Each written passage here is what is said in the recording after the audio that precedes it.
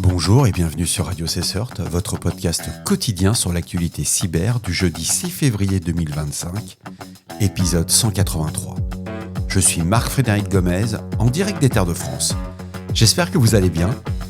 Au programme aujourd'hui, une vulnérabilité critique, la CVE 2025-23339, a été identifiée dans Pulse Security Control. Un POC est disponible. Il va falloir patcher les enfants.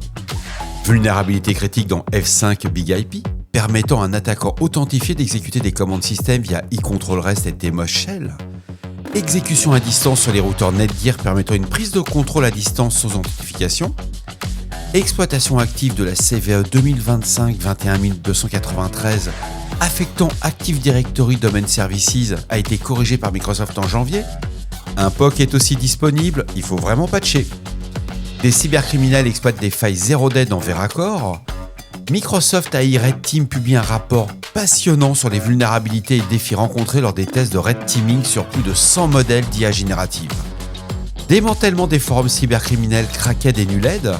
Le FBI, en collaboration avec des autorités européennes, a saisi des noms de domaine des forums Cracked et Nuled, mettant un coup d'arrêt à ces places de marché illicites. Toutefois, certains administrateurs tentent déjà de relancer leurs activités sous de nouvelles entités. Bien entendu, toutes les sources utilisées pour cette revue d'actualité sont disponibles dans la description de l'épisode. Dans le cadre de la veille sur les vulnérabilités, on a deux vulnérabilités, la CVE 2025-23239 et la CVE 2025-20029, touchant des systèmes critiques Pulse Secure et F5 Big IP, qui permettent une exécution de commandes à distance en cas d'authentification. Donc il faut être authentifié pour les exploiter. Une troisième vulnérabilité, c'est la CVE 2025-25246. Elle est vraiment critique car elle permet une exploitation sans authentification sur des routeurs Netgear, pouvant mener à une compromission complète. Les mises à jour sont vraiment impératives pour tous ces systèmes. Je vous propose de rentrer dans le détail de façon un peu plus complète. La CVE 2025-23239, qui impacte Pulse Secure eControl Remote Command Injection, est une vulnérabilité d'injection de commandes à distance sur un point de terminaison eControl-REST non divulgué lorsque le système fonctionne en mode appliance. L'attaquant, authentifié, peut exploiter cette faille pour contourner une barrière de sécurité et exécuter des commandes arbitraires sur le système. Il faut savoir qu'elle est exploitable à distance. Il y a un POC qui est public. Du principe que le POC est public et disponible sur GitHub, il faut vraiment appliquer immédiatement les correctifs fournis par l'éditeur, restreindre l'accès aux interfaces d'administration à des réseaux de confiance et surveiller les logs pour détecter toute activité suspecte. La seconde vulnérabilité qui concerne les F5 Big IP, c'est la CVE 2025-20029. Et au niveau du produit F5 Big IP, c'est le module Access Policy Manager qui est impacté, via un command injection via eControl-REST et TMOS Shell. Cette vulnérabilité d'injection de commandes permet à un attaquant authentifié d'exécuter des commandes système arbitraires. Elle est exploitable à distance, elle permet une compromission totale du système. Donc les recommandations, elles restent toujours classiques. Mise à jour vers une version corrigée de Big IP dès que possible, restreindre l'accès aux interfaces d'administration et surveiller les journaux d'accès pour toute tentative suspecte. Et enfin, la dernière, c'est celle qui me semble la plus critique, c'est la CVE 2025-25246 qui permet une exécution de code à distance sur des routeurs Netgear. Alors les produits concernés sont le Netgear XR1000, le Netgear XR1000 V2 et le XR500. Ces vulnérabilités permettent l'exécution de code à distance par un attaquant non notifié, compromettant totalement les routeurs affectés. Cette exploitation, elle est possible et elle a un impact qui est vraiment la prise du contrôle du routeur, c'est-à-dire que vous faites déchirer, il n'y a pas d'autre terme. Donc les recommandations de l'éditeur sont la mise à jour immédiate du firmware des routeurs affectés, désactiver l'administration à distance si elle n'est pas nécessaire. C'est vraiment, en plus si vous ne filtrez pas l'admin sur ce type de routeur, c'est compliqué de filtrer les IP d'administration. Mettez en place des règles de filtrage de réseau, restreindre l'accès aux interfaces. Voilà, c'est du classique. Vous patchez, c'est le plus simple. En continuant sur les vulnérabilités, on apprend qu'un POC est sorti concernant une vulnérabilité, la CVE 2025-21293, qui permet une élévation de privilèges affectant les services Active Directory Domain Services. Elle découle de permissions excessives accordées au groupe Network Configuration Operators, qui permet à un attaquant, membre de ce groupe, de créer des sous-clés dans des clés de registre critiques telles que le DNS Cache ou le NetBT. En exploitant cette faille, l'attaquant peut enregistrer une DLL de compteur de performance malveillante qui sera exécutée avec des privilèges système, offrant ainsi un contrôle total sur le système affecté. Cette vulnérabilité a été découverte en septembre 2004, corrigée en janvier 2025, mais vu qu'un code d'exploitation de type Proof of Concept a été publié et qui démontre la faisabilité de l'attaque, les cybercriminels vont l'exploiter vraiment très rapidement si ce n'est pas déjà en cours. Je vous recommande d'appliquer les correctifs de l'éditeur publiés dans le Patch Tuesday de janvier. Mettez en place une surveillance des modifications du registre, en particulier pour les clés critiques comme DNS Cache et NetBT, afin de détecter toute activité suspecte.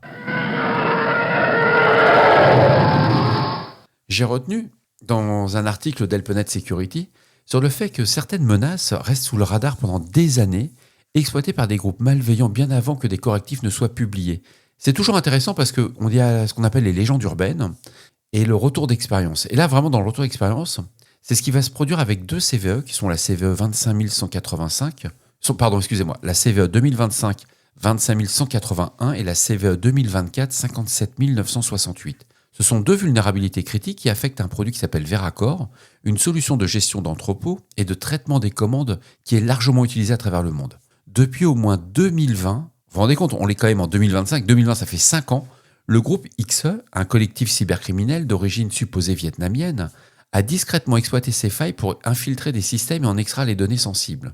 Tout commence avec la CVE 2025 25181 qui est une vulnérabilité d'injection SQL. Vous voyez, quand on parle d'injection SQL, on dit ouais, c'est un truc facile, ça fait pas de mal, ça mange pas de pain, comme on dit. Et ça va présenter elle est présente dans Veracore, et en l'exploitant, les attaquants ont pu récupérer des identifiants valides, leur ouvrant les portes de serveurs cibles, mais leur approche ne s'arrête pas là. Grâce à la CVE 2024 57968, c'est une faille de validation des téléchargements, ils ont pu uploader des web shells. Et c'est qu'un outil malveillant qui leur offre un accès à distance et un contrôle complet sur les serveurs comprimés avec la persistance nécessaire. Pendant des années, XE a maintenu une présence furtive sur les systèmes affectés. Ils sont d'abord revenus en 2023, utilisant une version plus avancée de leur web shell pour explorer les fichiers de configuration des applications web, chercher des bases de données sensibles, cartographier le réseau. Puis en novembre 2024, vous voyez, on est en 2023, on passe à novembre 2024, on est pratiquement un an plus tard, ils ont franchi une étape supplémentaire. Un nouveau web shell, l'ASPX Spy, a été déployé leur offrant des capacités avancées de persistance et d'exfiltration de données. Les actions du groupe XE sont caractéristiques d'une cybercriminalité organisée et évolutive. Depuis plus d'une décennie, ce collectif est connu pour exploiter des vulnérabilités dans les services web exposés, voler des identifiants ou des informations de cartes bancaires pour vendre ces données sur le dark web. Face à ces menaces, l'éditeur Veracore, Adventive, a temporairement désactivé la fonctionnalité de téléchargement en novembre 2024 pour mitiger la faille de la CVE 2024 57968.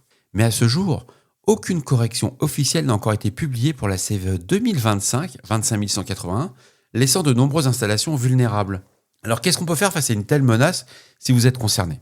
La première, c'est toujours la vigilance et de mise, bien entendu, mais c'est surtout d'appliquer les correctifs quand ils sont disponibles et les appliquer immédiatement. Une surveillance accrue des journaux systèmes peut aider à détecter toute activité suspecte et la mise en place d'audits réguliers permet d'identifier d'éventuelles traces d'intrusion. L'histoire du groupe XE et des vulnérabilités qu'elle exploite rappelle une leçon essentielle dans le domaine de la cybersécurité.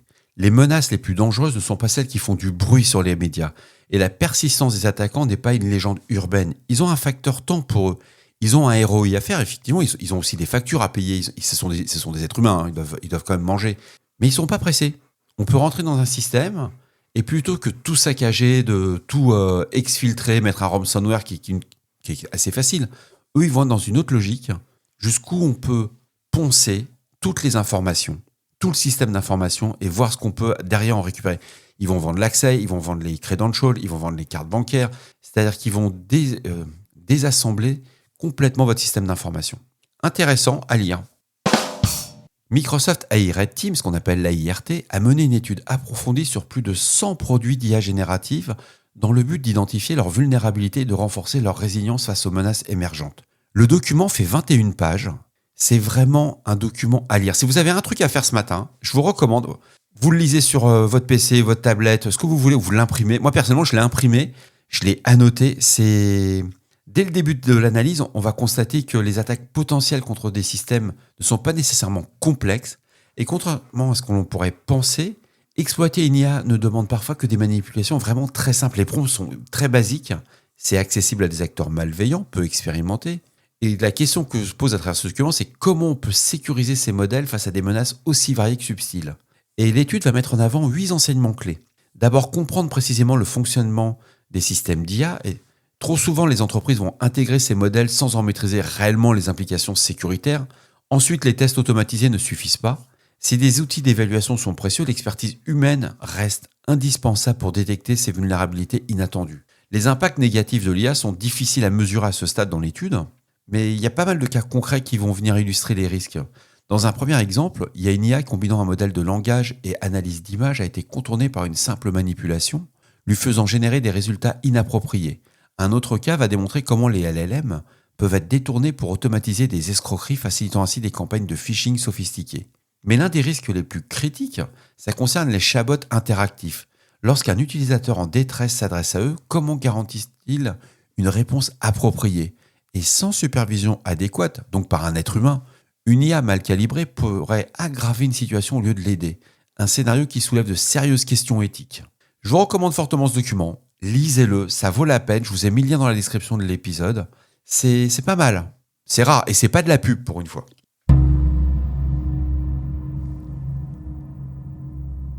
Brian Krebs a publié un article sur Krebs and Security sur le fait que le 30 janvier 2025, une opération internationale menée par le FBI en collaboration avec plusieurs autorités européennes a conduit à la saisie des noms de domaine Cracked et Nuled, 2 forums cybercriminels anglophones comptant plusieurs millions d'utilisateurs.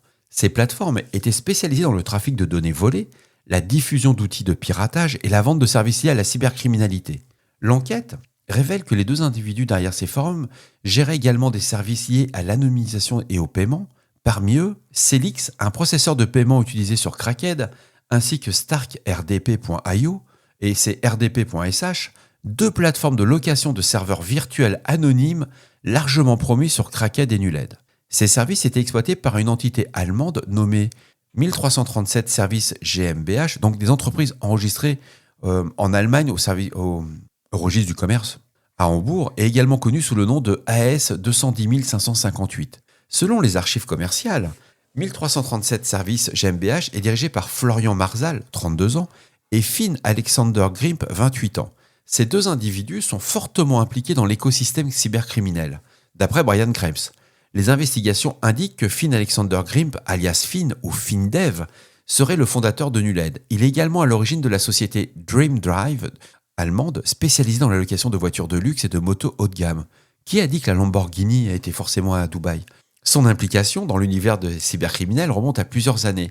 Son pseudonyme apparaît sur des forums bien connus dont Red Forum, démantelé en 2022, VOID.TOD ou VDOS, un service de DDoS à la demande fermé en 2016 après l'arrestation de ses administrateurs. On est pratiquement à 9 ans plus tard, quoi.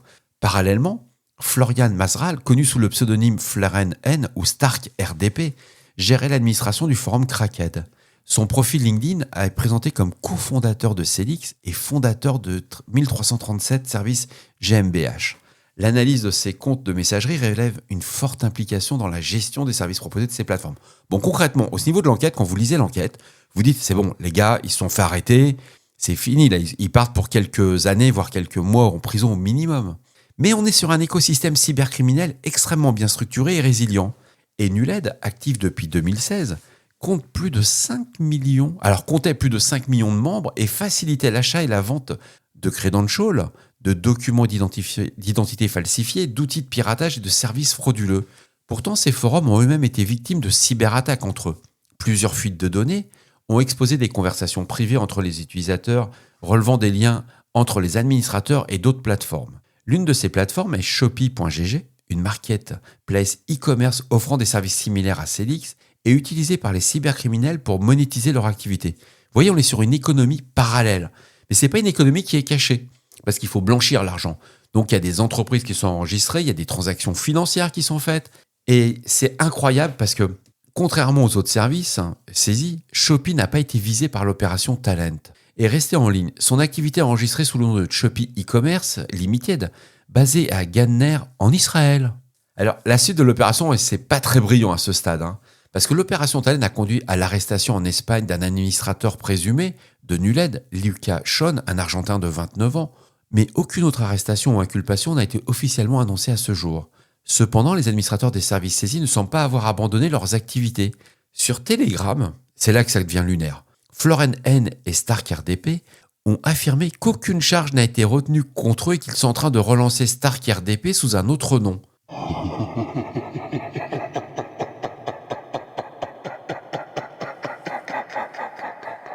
De plus, un message daté du 30 janvier, Stark RDP affirme que tous les serveurs sont intacts, précisant que seuls leur site web et leur nom de domaine ont été saisis. Ils annoncent également qu'ils reprendront leurs opérations sous une nouvelle identité. En conclusion, c'est un coup dur, mais c'est pas un démantèlement total. L'opération Talent marque un coup significatif pour les deux forums Cracked et Nuled, ainsi qu'aux services qui les soutenaient. Cependant, ce qui est le plus démoralisant, les principaux acteurs derrière ces plateformes semblent toujours actifs et cherchent à se réorganiser. Ça veut surtout dire qu'ils sont en liberté et qu'ils ont un téléphone.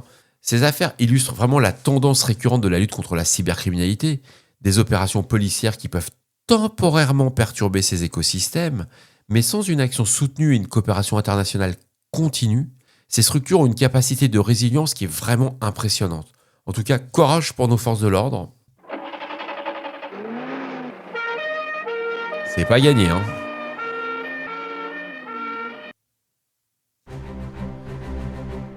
Et voilà, cet épisode de Radio C-Cert du jeudi 6 janvier. Et voilà, cet épisode de Radio C-Cert du jeudi 6 février 2025 touche à sa fin. J'espère qu'il vous a plu, qu'il vous a apporté des informations utiles. N'oubliez pas, si vous avez des questions, des suggestions de sujets que vous souhaitez voir abordés dans les prochaines émissions, ne soyez pas timide. Laissez-moi un message sur le répondeur de Radio C-Cert au 07 68 72 20 09. Je suis là pour vous. Prenez soin de vous. À demain pour un nouvel épisode.